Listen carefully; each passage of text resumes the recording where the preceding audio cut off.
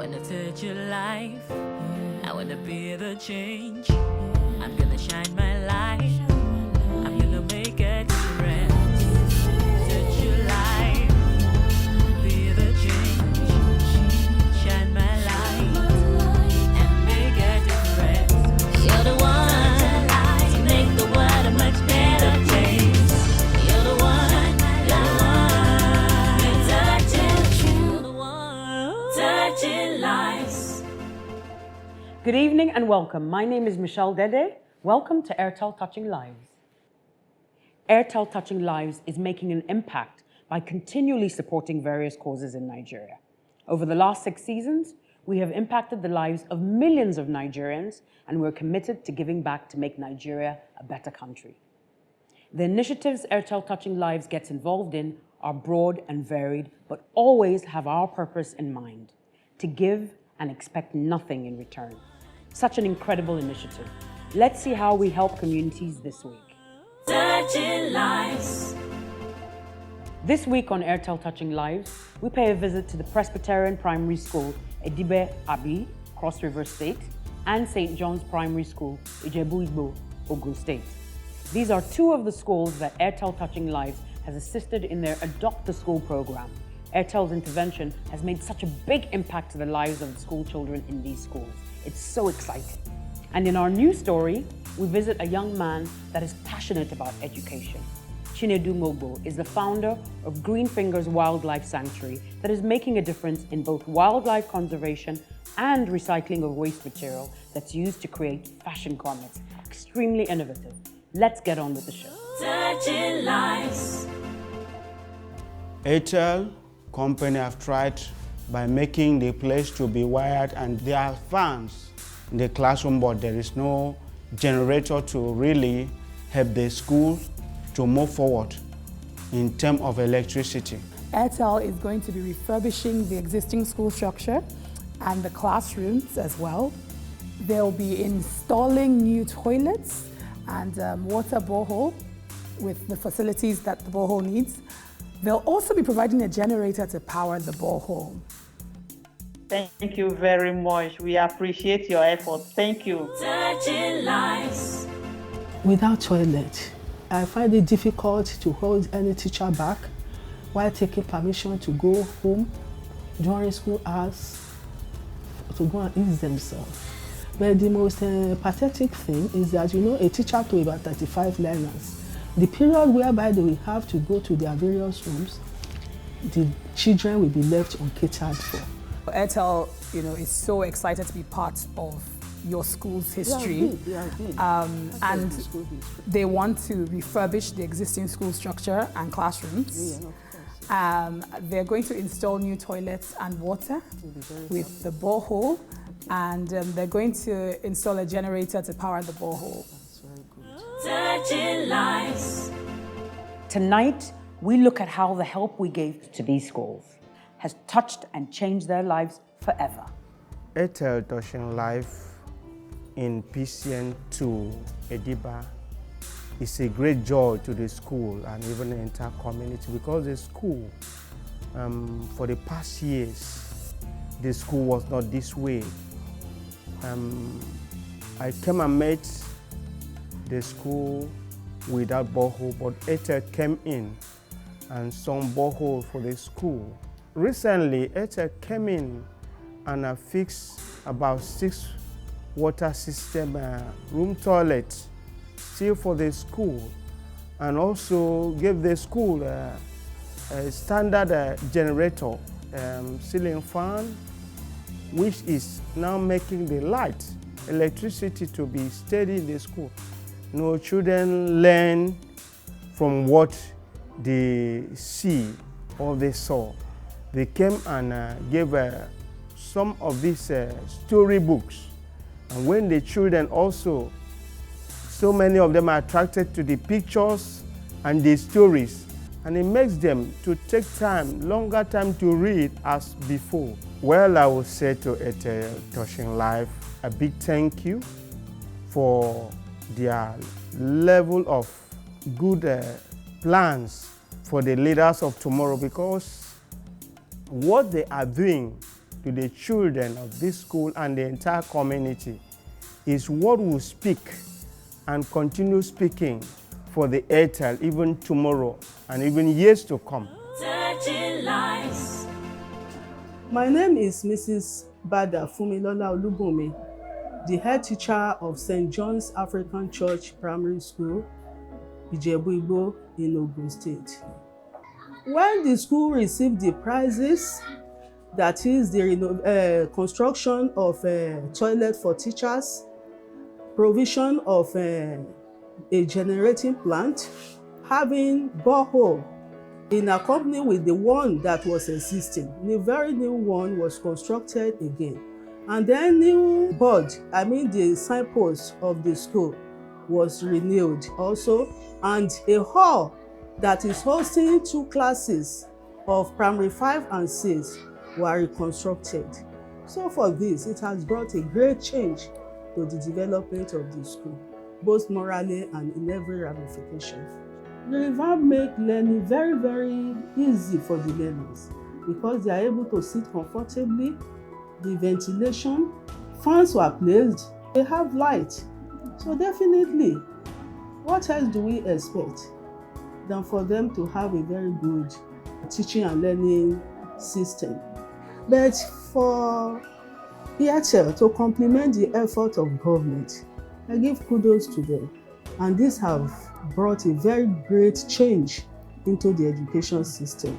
And I love the way they have been doing things, making the younger generations to grow above them.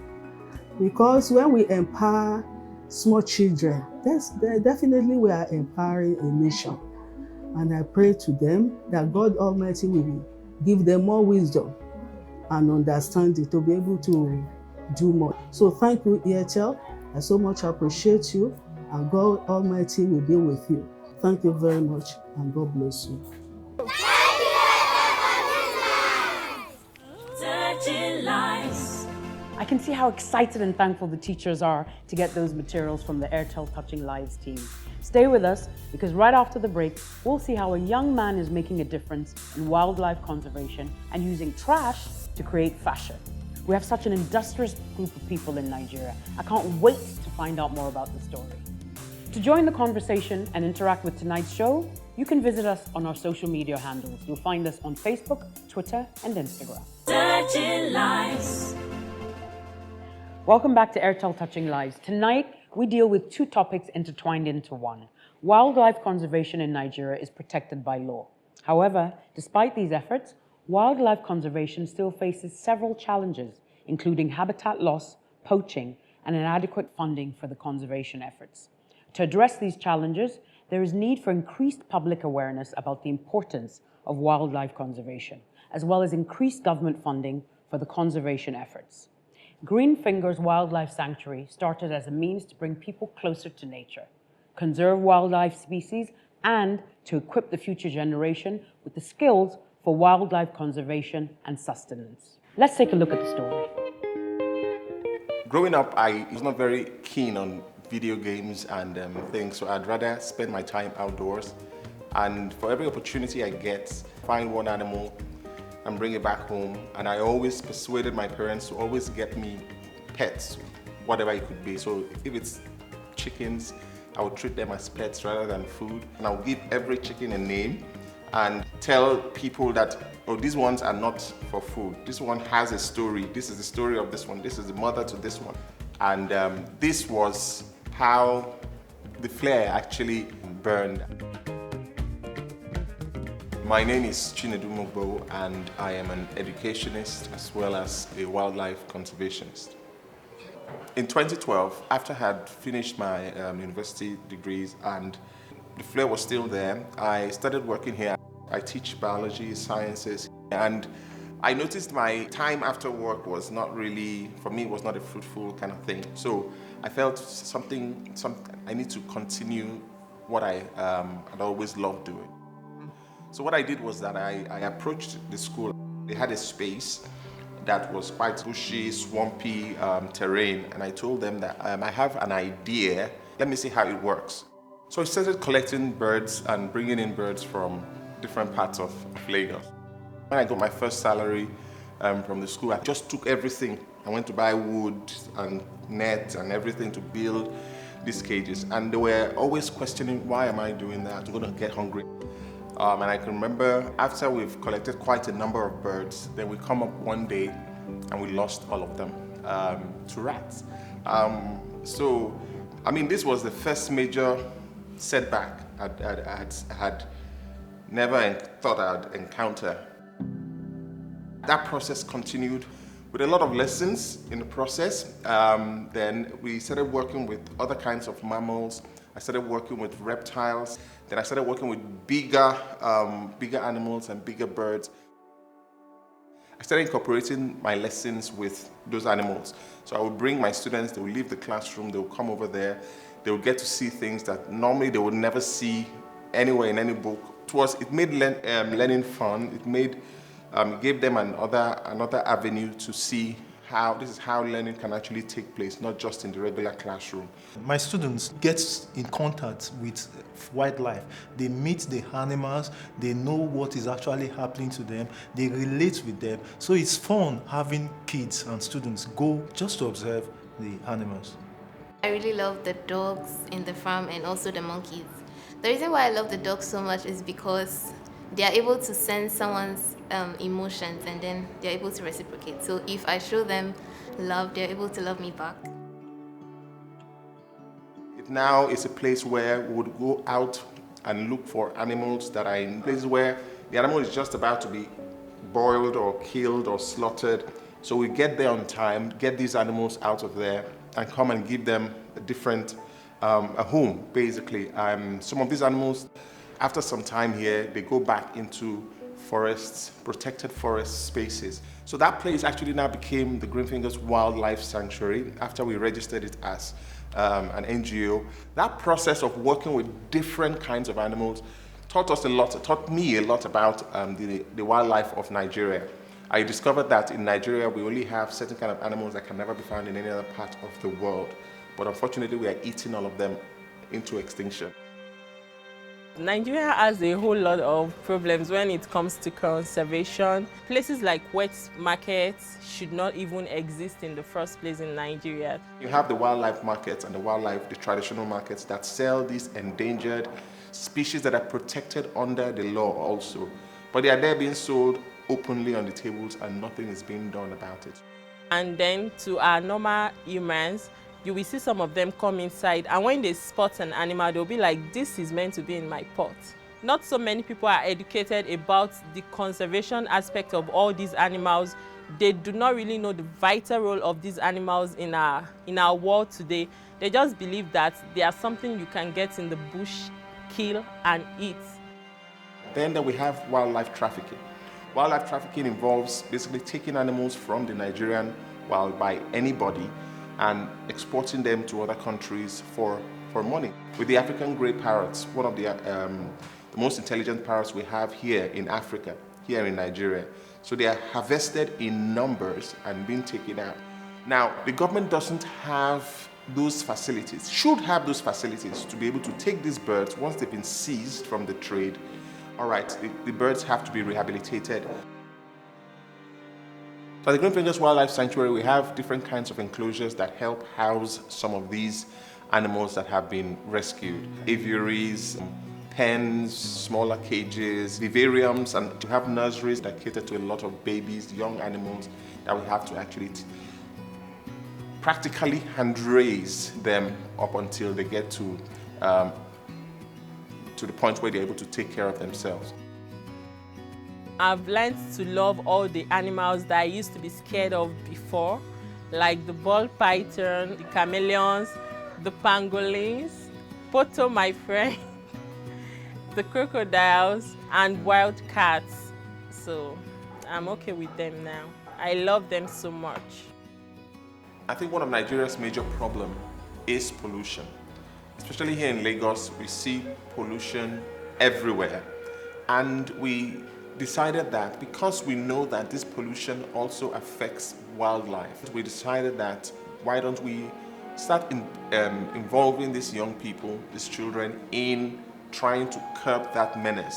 Why don't we get creative with it? So we first started with the art civism, which basically involves the use of the waste items to create artwork. Then we proceeded to using these waste items to create fashionable outfits, which they would wear on runways, otherwise called fashion show. I engage in garment making classes in school. So with my knowledge, I'm able to cut out different patterns of clothes, sew them, and then stick the plastics on them to make fashion. We found this fashion show to be an outlet for most of our students. You find out that even those who wanted to be affluent, wanted to walk the runway, wanted to be like all those supermodels and things like that, they now found, oh wow, I've gotten an opportunity to do it, and in the same time, not just wearing somebody's outfit and walking a runway, I'm actually making a statement for good. I'm actually becoming an activist and still doing what I love. To me, I feel like I'm making a statement that trash can also be used to do other things. So trash makes me feel like I'm sending out a message to other people out there. It's been that change of mentality of, okay, before I'm just going to stay on social media and like pictures, but now, no, I take my picture, I post it, recycle your plastic. Now they begin to make positive statements that will resonate even just beyond within their own space. With this kind of spirit that the youth are having when it comes to conservation, I believe that the future generation is going to be better than the way it is right now. Animal conservation is an important tool in education because it's a platform in which students will use in understanding the environment, in understanding wildlife. It's just like I want to get to a place and I do not have the vehicle that will transport me to that place. So conservation is a tool which will help the students in having better understanding about nature. I think one of the hardest things I've ever had to face is being able to fund and sustain this thing for over 10 years. We don't have any Nigerian corporation supporting this enterprise. Green Fingers, in my own opinion, is the foundation that will bring about development of conservation in Nigeria. So there is need for other organizations to join Green Fingers in this journey. Presently, with our little impact within our little space and within the little time we have worked, we have seen much change in the behaviors of people in relating with wildlife. So yes, minds are already being changed, but with greater support and effort, we know we can reach a wider range and we know the impact will be felt more. And it's important that we create more spaces like this so that children growing up, people can spend time, appreciate the beauty of nature and the beauty of the environment that surrounds them, so that they can actually see that it is not just human. Anyone who talks about Eden understands that, has that idea of being one with the world and being one with nature, and that's what needs to be created.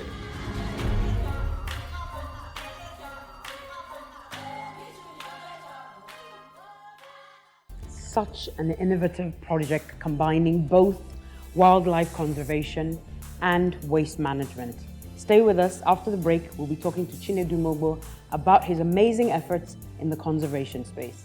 To join the conversation and interact with tonight's show, you can visit us on our social media handles on Facebook, Twitter, and Instagram. Touching Lives. Welcome back to Airtel Touching Lives. Joining us tonight in the studio, we have Chinedu Mogbo from Green Fingers Wildlife Sanctuary. Good evening and welcome. Good evening. And what's your name? Crystal. Crystal. You look lovely, Crystal. I love this. So Chinedu, considering that wildlife conservation and waste management in Nigeria is a very unusual path for somebody to decide to take on as a career, why did you decide it was so important? For me, it was a let out system. I didn't have any interest in many of the things, so I just felt, let me just do something just to do something. Pastime, yeah, just to pastime. There was no idea of NGO or anything. So what are some of the challenges that you face in actually running the sanctuary? Oh, it's quite a lot. I mean, I started when I started 10 years ago. It was I started with my first salary, and that's what is basically used to sustain. We've grown this much, so I had to get another job. So I'm now working 2 jobs to be able to support this. We do still get people coming in, children coming in, and we have to. But I think caring for the animals and ensuring, it's not the case where you come into the animals and say, oh, the animals are starving. Yes. It's not that kind of thing we want to, it's not the kind of care we want to give. So you don't charge a fee for people to actually come and visit the sanctuary? We have to, because that's the way that we can help support and sustain the system. So the animals are well fed, and that's our priority, the care and the nutrition, which also takes a large toll in what we're doing. Then the staff also that's there.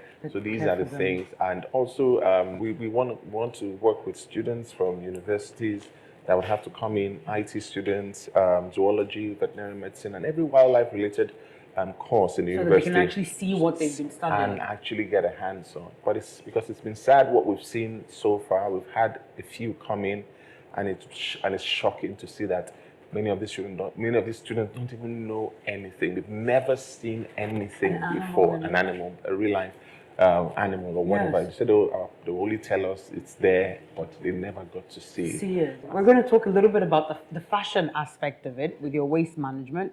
A lot of people, recycle, but I love the fact that you decided to turn it into something positive. How does it feel getting involved in waste management, or as you called it in the clip that we saw, trashing? So trash into fashion, trashing.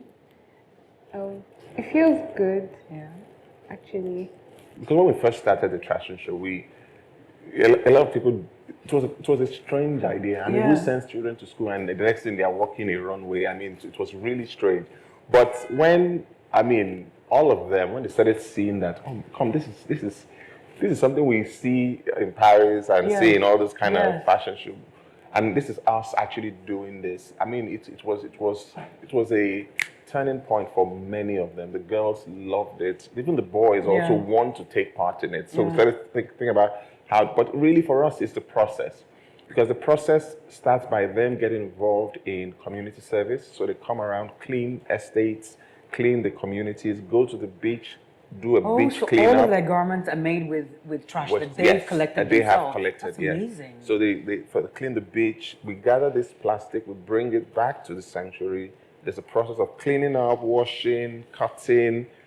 We have the other girls who are good with tailoring, so they make the garments. Wow. Then while the other ones who help. They look through different celebrities' clothes that they want, maybe during Met galas and are inspired by those pieces, create those outfits, and we stage a show, and it's fantastic. I think what you're doing with Green Fingers is amazing. Chinedu, to give back to your foundation, Airtel Touching Lives would like to build and furnish an educational center, as well as provide internet access for 1 year. All of this to the total of 15 million naira. Thank you. Thank you. This is amazing. Thank you so much. I don't need to ask how you feel, because I can tell. Thank you so much. Thank you so much. It's been a dream come true for us. I know how we've really wanted to move to the next level. Move to really making that impact that we wanted to see. And I can only say thank you, Airtel. I don't know what to say. It's an awesome. It's a thank you very much. Thank you. And we know that you're going to do amazing things with it, based on everything that you've done so far. Thank you so much, your team, for doing what you've done, not only educating children, but also adults, changing the minds in communities, and also exposing people to the importance of wildlife conservation, as well as teaching the children about waste management. Thank you. I'm sure you're going to come up with even more amazing things. We will come back and check up on you next time to see how far you've gone. I know that you probably come up with some new innovation that that Nigeria and Lagos definitely needs. So I wish you all the best. Thank you. It was very wonderful much. having you on the show, Chinedu. Lovely being And here. you too, Crystal. Lovely being here. Thank you. Such an inspiring episode. I hope that you have learned a lot from this. I know I have. I saw some animals in the clip there that I didn't even know were species in Nigeria. So it's been exciting to watch and exciting to also participate. I hope you feel the same way too. Next week, we visit the Government Day Junior School and see the work undertaken to rejuvenate the school, and our featured story shows just how quickly your life can change. Femi was having fun on a beach with his friends one day when he decided to go for a swim in the ocean, which almost cost him his life. Join us next week on Airtel Touching Lives. Touching lives. I wanna touch your life. I wanna be the change. I'm gonna shine my light. I'm gonna make a difference. Touch your life. Be the change. Shine my light and make a difference. You're the one to make the world a much better place. You're the one. You're the one. Touching lives.